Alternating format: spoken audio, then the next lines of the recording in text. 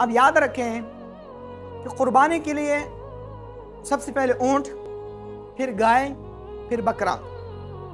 अब जो दुम्बा ये बकरी में शामिल है और भैंस जो है वो गाय में शामिल है। ये वो जानवर है जिनकी कुर्बानी जायज़ है। इनके अलावा जो भी जानवर आप कुर्बानी के लिए लाएंगे तो उसकी कुर्बानी जायज़ नहीं होगी। अब हम इस बात का जायज़ा लेते हैं कि जिस जानवर की कुर्बानी की जा रही है उसकी उम्र क्या है, उसकी उम्र क्या होनी चाहिए। तो नाज़रीन कराम, ऊँट की जो उम्र है वो कम से कम 5 साल होनी चाहिए। अगर 5 साल से कम है तो उसकी कुर्बानी नहीं होगी। और गाय और भैंस की कम से कम 2 साल होनी चाहिए, 2 साल से कम नहीं होनी चाहिए।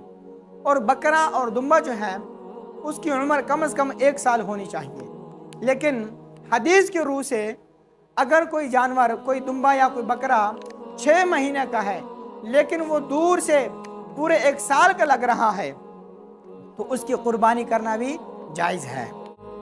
अब हम इस बात का जायज़ा लेते हैं कि किन जानवरों की कुर्बानी जायज़ नहीं है।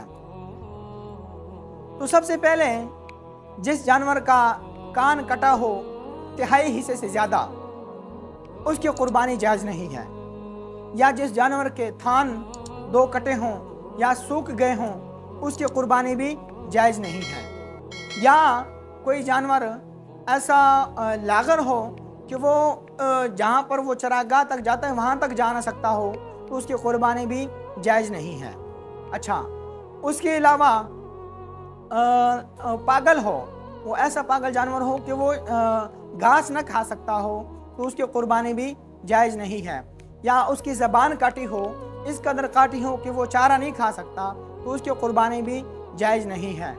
और इस तरह कई ऐसे जानवर हैं कि जिनमें अयूब पाए जाते हैं, तो ऐसे जानवरों की कुर्बानी करना जायज़ नहीं है।